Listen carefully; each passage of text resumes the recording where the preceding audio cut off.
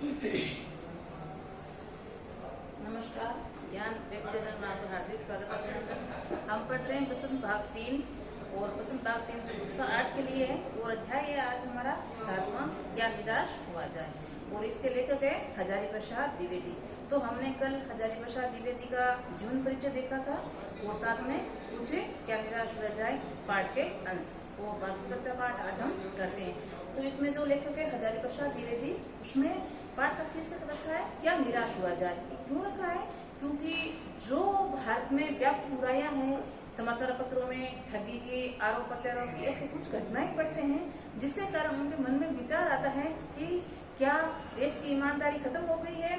तो लेखक ऐसी सोचता है, लेकिन लेखक फिर बाद में अपनी कुछ ऐसी घटना भी बताता है जिससे हमें पता चलता है वास्तव में हमारे देश में अभी ईमानदारी खत्म नहीं हुई है। जैसे हमने एक घटना उनकी पढ़ी थी, वो टिकट वाली। जैसे वो गलती से 10 रुपए की बजाय टिकट बाबू को 100 रुपए देकर आ जाते हैं और जल्दी होने के कारण जल्दी अपनी आकर ट्रेन के डिब्बे में बैठ जाते हैं। लेकिन जो टिकट बाबू था वो जब ये चीज देखता है कि 10 रुपए की टिकट थी, उसने 100 रुपए दे दी, तो वो प्रत्येक जो डिब्बा था जहाँ सेकंड क्लास की टिकट ली थी उन्हें, तो सेकंड क्लास के डिब्बे में प्रत्येक पैसेंजर को खोजता हुआ उनके सामने उपस्थित होता है और विनम्रतापूर्ण ये बात कहता है कि आपने गलती से हमें 100 रुपए दे दिए थे और मैंने भी ध्यान नहीं दिया और आपने भी ध्यान नहीं दिया, इसलिए आपके बच्चे ये 90 रुपए में लौटाने के लिए आया।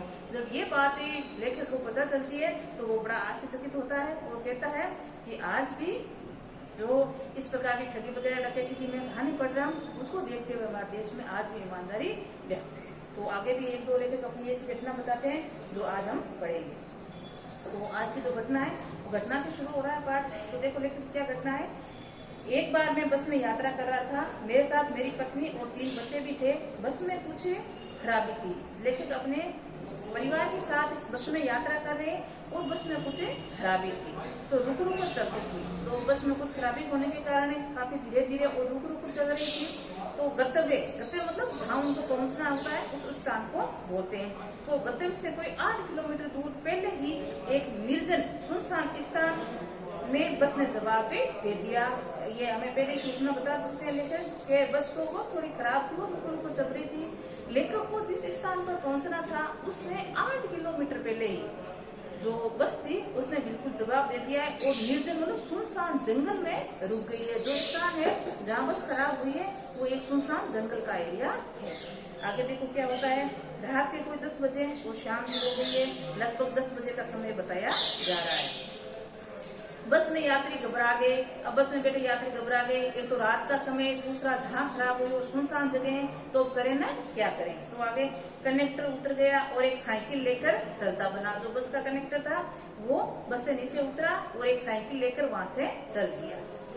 लोगों को संदेह था कि वह धोखा दिया जा रहा है। अब लोगों के मन में ये विचार आया कि हो सकता है ये हमें धोखा दे रहा है, साइकिल लेकर कहीं चला गया, हमें यहाँ सुनसान जंगल में छोड़ गया, हो सके डाकुओं से मिला हो, डाकुओं से बातें करने के लिए गया हो, या इस प्रकार के उनके मन में विचार आते हैं। बस में बैठे लोगों को तरह की बातें शुरू कर दी। किसी ने यहाँ डकैती होती है, 2 दिन पहले इस तरह बस को लूटा गया था। अब ये सभी यात्री बैठे बस में जो पीछे घटना घटित हुई उसकी बातें बता रही कि 2 दिन पहले ही यहाँ इसी प्रकार एक बस को लूटा गया था।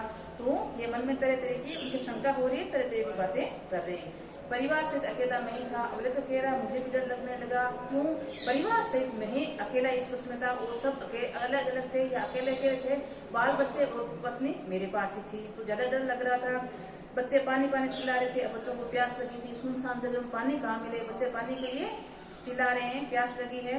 पानी का कहीं ठिकाना नहीं था। ऊपर से आदमियों का डर मारा। तो एक तो पानी का कहीं ठिकाना नहीं था, दूसरी बात जो आदमी अलग प्रकार की तरह की बातें कर रहे थे, उसे लेखक को और ज्यादा डर लगने लगा। उस नौजवानों ने ड्राइवर को पकड़ मार पीटने का हिसाब लगाया। अब कंडक्टर तो साइकिल लेकर चला गया था, तो पीछे बस में ड्राइवर बचा था। तो कुछ जो बस में बैठे यात्री थे, नौजवान थे, उन्होंने क्या कहा कि हम ऐसा करते हैं, इस ड्राइवर को मारते पीटते हैं ताकि ये सच्चाई हमें बता देगा। चेहरे पर हवाएं उड़ने लगी। अब ड्राइवर को जैसे नीचे लाया गया, पकड़ा गया, तो ड्राइवर के चेहरे की हवाएं उड़ गई। हवाएं उड़ना एक मुहावरा है, मतलब घबरा जाना। लोगों ने उसे पकड़ लिया और वे बड़े कतार ढंग से मेरी ओर देखने लगे और बोला। अब ये वो जो ड्राइवर था वो लेखक कह रहा है मेरी ओर से कतार ढंग ढंग से देखने लगा, मतलब अलग अंदाज से देखने लगा और मेरे से बोला है, क्या बोलता है, हम लोग बस का कोई उपाय कर रहे हैं, बताइए ये लोग मारेंगे। वो कह रहा है हम तो कोई दूसरी बस लाने का उपाय कर रहे हैं, ये लोग मुझे मार देंगे, आप मुझे बचाइए। डर तो मेरे मन में ही था, पर उसकी कातर मुद्रा देखकर मैंने यात्रियों को समझाया कि मारना ठीक नहीं है, परंतु यात्री इतने घबरा गए कि मेरी बात सुनने को तैयार ही नहीं थे। लेखक अकेला था, यात्री बहुत ज्यादा थे, तो लेखक की बात सुनने के लिए यात्री तैयार ही नहीं थे कि ये सच बोल रहा है, हो सकता है ये भी उनसे मिला हुआ हो। तो इस प्रकार की वो बातें कर कर ये मान नहीं रहे थे कि उनको मारना नहीं है, वो मारने के लिए आतुर हो रहे थे। इसकी बातों में मत आइए, धोखा दे रहा है कनेक्टर, पहले से डाकुओं के यहाँ भेज दिया गया है। अब ये जो यात्रीगण थे वो लेखक को समझा रहे हैं कि आप इनकी बातों मत आइए, ये धोखेबाज है। देखो इसका जो साथी था कनेक्टर, वो पहले से ही साइकिल लेकर डाकुओं के पास पहुंच गया है और ये भी उनसे मिला हुआ है, तो आप इनकी बातों पर भरोसा ना करें। मैं भी बहुत भयभीत था, पर ड्राइवर को किसी तरह मारपीट से बचाना था। लेकर कह रहा मैं भी डर रहा था, लेकिन एक इंसान को मारते पीटते देखकर मेरे मन में ये विचार आया कि इसे भी बचाना चाहिए।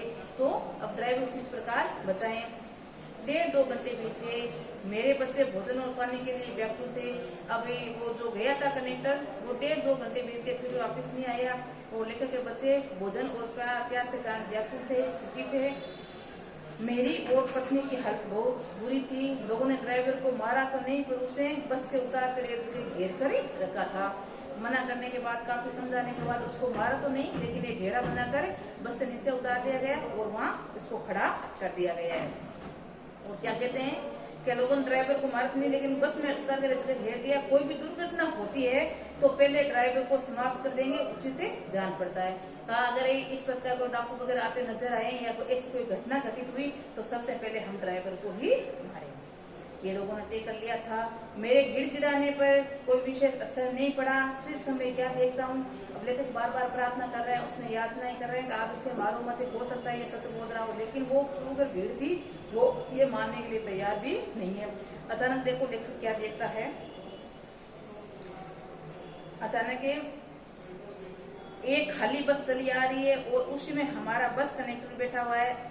उसने आते ही कहा अड्डे से नई बस लाया हूँ, इस बस में बैठिए, वह बस चलने लायक नहीं है। फिर मेरे पास एक लोटे में पानी और थोड़ा दूध लेकर आया और बोला पंडित जी बच्चों का रोना मुझसे देखा नहीं गया। वहीं दूध मिल गया था, थोड़ा लेता आया। यात्रियों ने फिर जान आई। अभी वो वास्तव में जो ड्राइवर था वो सच बोल रहा था, कनेक्टर बस लाने के लिए ही गया था और एक खाली बस लेकर आया है और यात्रियों को बोला है कि आप ये बस है वो चलने लायक नहीं है, खराब हो गई है, तो आपके लिए नई बस लाया हूँ, आप उस बस में बैठिए। और फिर लेकर के पास आता है, एक लोटे में दूध पिलाता है, पानी पिलाता है और कहता है कि मैंने आपके बच्चों को देखा, भूख से व्याकुल थे, तो मेरे से ये बात देखी नहीं गई और मुझे वहाँ दूध मिला, इसलिए दूध और पानी लेकर आया। सबने उसे धन्यवाद दिया, ड्राइवर से माफी मांगी और 12 बजे से पहले ही हम लोग बस अड्डे पर पहुंचे गए। ये इस घटना से क्या पता चलता है कि वास्तव में आज भी ईमानदारी और सेवकता बराबर बनी हुई है। अगर मान लो सुनसान जगह पर एक ड्राइवर चला जाता बस को छोड़कर तो क्या करते, बच्चे भूख से इस प्रकार व्याकुल थे, लेकिन उसने अपना फर्ज निभाया, नई बस लाकर सब यात्रियों को गंतव्य स्थान पर पहुंचाया और लेकर के जो बच्चे थे उनके लिए पानी दूध पी लेकर आया। कैसे कहूँ कि मानवता एकदम समाप्त होगी। अब लेखक कह रहा है मैं इस घटना से कैसे ये कह सकता हूँ कि मानवता नाम की चीज भी नहीं है। तो आगे कैसे कहूँ कि लोगों से दया माया नहीं रह गई है। जीवन में जाने कितनी ऐसी घटनाएं जिसे हम भूल नहीं सकते। लेखक कह रहे हैं कि पता नहीं हमारे और तुम्हारे जीवन में इस प्रकार की अनेक ऐसी घटनाएं घटित हुई है जिसे हम कभी भुला नहीं सकते, जिसमें मानवता, ईमानदारी, सहयोग की भावना झलकती है। ठगाई हूँ, धोखा भी खाया है। लेखक कह रहा है मुझे कहीं ठगी भी मिली है, धोखा भी खाया हूँ, कहीं ईमानदारी, मानवता भी देखने को मिली है, परंतु बहुत कम स्थानों पर विश्वासघात नाम की चीज मिलती है। कई स्थान है जैसे पर ठगी वगैरह डकैती भी होती है, लेकिन कई ऐसे स्थान है जहाँ पर ईमानदारी देखने को भी मिलती है। केवल इन्हीं बातों का हिसाब रखो, जिससे धोखा खाया तो जीवन कष्ट में हो सकता है। लेखक कह रहा है अगर हम धोखे वाली बातें याद रखें तो जीवन कष्ट में, लेकिन हमारे साथ जो घटना ईमानदारी की घटित हुई है, मानवतावाद की घटित हुई है या सहयोग की घटित हुई है, अगर हम उनको देखें तो हमारा जीवन ऐसा लगता है कि अभी भी ईमानदारी व्याप्त है या है। परंतु ऐसी घटनाएं बहुत कम नहीं है। जब लोगों में एक कारण सहायता की है, निराश मन को डडा सा दिया है, हिम्मत बधाई है। कवि रविन्द्रनाथ ठाकुर ने अपने प्रार्थना गीत में भगवान से प्रार्थना की कि संसार में केवल नुकसान उठाना पड़े, धोखा भी खाना पड़े, तो भी ऐसे अवसरों पर हे प्रभु मुझे ऐसी शक्ति दो कि मैं तुम्हारे ऊपर संदेह नहीं करूं। ये रविन्द्रनाथ ठाकुर उसने एक गीत लिखा है, उसमें ऐसी बात की है कि अगर मुझे धोखा भी खाना पड़े या डकैती डाकू इस प्रकार कोई घटना भी मेरे साथ घटित हो, तो मैं वहां पर अपना विश्वास कमजोर नहीं करूँ और आप पर संदेह नहीं करूँ। मनुष्य की बनाई विविध गलत नतीजों तक पहुंच गई और बदलाव होता गया, परंतु आए दिन इन बदलाव ही जा सकते हैं। लेकिन अब तो आशा है कि ज्योति बुझ गई है, महान भारतवर्ष की पाने की संभावना बनी हुई है। मेरे मन निराश होने की जरूरत नहीं है। हजारी प्रसाद जी कह रहे हैं कि जो हमारे साथ इस प्रकार की घटना घटित होती है जिसमें मानवता, सहयोग और ऐसी भावना, प्रेम की भावना में मिलती है, इसीलिए वो कह रहे हैं कि मेरे मन निराश होने की आवश्यकता नहीं है, क्योंकि अभी भी आशा की किरण हमारे समाज में व्याप्त है। तो ये था आपके पाठ क्या निराश हुआ जाए। अब हम इसी पाठ के प्रश्नोत्तर देख लेते हैं। तो प्रश्न उत्तरों में आए हम। तो पहला प्रश्न है, लेखक ने स्वीकार किया कि लोगों ने उन्हें धोखा भी दिया है, फिर भी वे निराश नहीं है। आपके विचार से इस बात का क्या कारण हो सकता है? तो लेखक कह रहे हैं कि मैंने कई जगह धोखा भी खाया है, गा भी गया हूँ, फिर भी निराश नहीं हूँ, क्योंकि मेरे साथ कुछ ऐसी घटना भी घटित हुई है या कुछ ऐसा भी हुआ है जिससे मुझे पता चलता है कि ईमानदारी भी व्याप्त है, मानवता भी व्याप्त है। ऐसी दो घटना हमें इस पाठ में पढ़ने के लिए मिली भी है, जिससे पहले टिकट बाबू वाली और दूसरी इस बस कंडक्टर वाली, जिससे लेकर कह रहा है कि मेरा मन ये कह रहा है कि अभी निराश नहीं हुआ जाए। ठीक है, आगे है, दोषों का पर्दाफाश करना कब बुरा रूप ले सकता है? कि दोषों का पर्दाफाश करना कब बुरा रूप ले सकता है? तो इसका उत्तर है कि दोषों का पर्दाफाश करने का बुरा रूप तब ले सकता है जब व्यक्ति के अंदर बुराइयां मिलने के कारण उसकी मजाक उड़ाया जाए, उसका रस लिया जाए, क्योंकि प्रत्येक मनुष्य में कुछ न कुछ बुराई, अच्छाई के साथ बुराई जरूर व्याप्त होती है। इसलिए केवल मनुष्य की बुराई न देखकर उसकी कुछ अच्छाइयां हैं उसको भी देखना चाहिए, क्योंकि प्रत्येक मनुष्य में दोनों चीजें व्याप्त रूप से पाई जाती है। इसलिए हमें अगर किसी मनुष्य के अंदर किसी प्रकार की कोई बुराई नजर आती है तो उसका मजाक नहीं उड़ाना चाहिए, उसका रस नहीं लेना चाहिए, क्योंकि उसकी अच्छाई को भी देखना चाहिए। ठीक है, अगला क्वेश्चन है आपका। अगले क्वेश्चन में आपको क्या पूछा गया है कि कुछ ऐसे पाठ में लाइन आई है या कुछ पंक्ति आई है जिससे हमें क्या पता चलता है। जैसे इसमें पहली पंक्ति दी है आपको, सच्चाई केवल भीरू और बेबस लोगों के हिस्से में पड़ी है, तो इससे हमें क्या पता चलता है कि तानाशाही बढ़ेगी। मतलब सच्चाई केवल मुख्य लोगों में पास में तो अपनी तानाशाही करेंगे, तो इस लाइन से हमें पता चलता है कि तानाशाही बढ़ेगी। अब दूसरी लाइन पूछिए, झूठ और फरेब का रोजगार करने वाले फल कूद रहे, तो इससे भ्रष्टाचार बढ़ेगा। इस लाइन को हम देखें कि रोजगार करने वाले फल कूद रहे हैं, मतलब गरीबों की स्थिति गरीबी होती जा रही है, तो इससे क्या होता है, भ्रष्टाचार में रिश्वतखोरी बढ़ रही है। इसी में तीसरी लाइन पूछी है कि हर आदमी दोषी अधिक दिख रहा है, गुणी कम, तो इसमें क्या पता चलता है, अविश्वास बढ़ना। इसमें इस लाइन से हमें क्या पता चला, ए विश्वास बढ़ रहा है। तो तीनों लाइनों का अलग अलग हमें अर्थ मिला, जिससे पहले का तानाशाही बढ़ेगी, दूसरे का भ्रष्टाचार बढ़ेगा और तीसरे का ए विश्वास बढ़ेगा। अगला क्वेश्चन है, लेखक ने लेख का शीर्षक क्या निराश हुआ जाए क्यों रखा होगा? क्या आप उसे बेहतर शीर्षक सुझा सकते हैं? तो इसका उत्तर है, जो हमारे लेखक है हजारी प्रसाद द्विवेदी जी, उसने इस पाठ का नाम क्या निराश हुआ जाए एक अच्छी प्रकार सोच समझ कर लिखा है, क्योंकि उसने कई इस प्रकार की घटनाएं घटित हुई है उसके जीवन में, जिसमें उसका मन ये मानने के लिए निराश नहीं है कि क्या निराश हुआ जाए, क्योंकि दोनों प्रकार की घटना उनके साथ घटित हुई है। ठगी, आरोपी, ऐसा भी उनके साथ हुआ है, लेकिन ईमानदारी और मानवता की घटना भी उनके साथ हुई है। इसलिए लेखक ने ये पाठ का शीर्षक लिखा है, क्या निराश हुआ जाए। अगर हम इसका नया शीर्षक देना चाहें तो क्या देंगे, निराशा से आशा की ओर। ये नया शीर्षक हम इस पाठ का दे सकते हैं। अगला आपका क्वेश्चन है, यदि क्या निराश हुआ जाए के बाद कोई विराम चिन्ह लगाने के लिए कहा जाए तो आप क्या लगाओगे?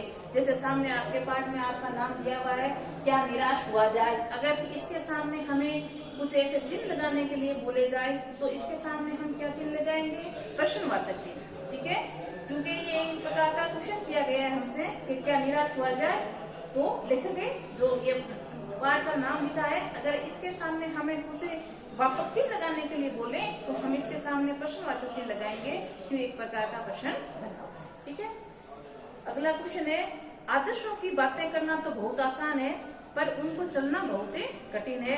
क्या आप इस बात से सहमत हैं? तर्क से उत्तर दीजिए।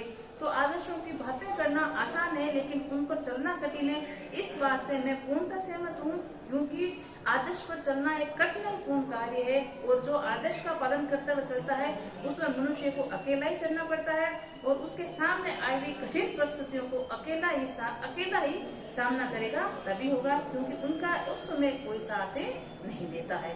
तो पालन करना बहुत कठिन होता है, मानना अलग चीज है। तो ये हो गया आज पाठ के प्रश्नोत्तर। तो आज के लिए इतना ही।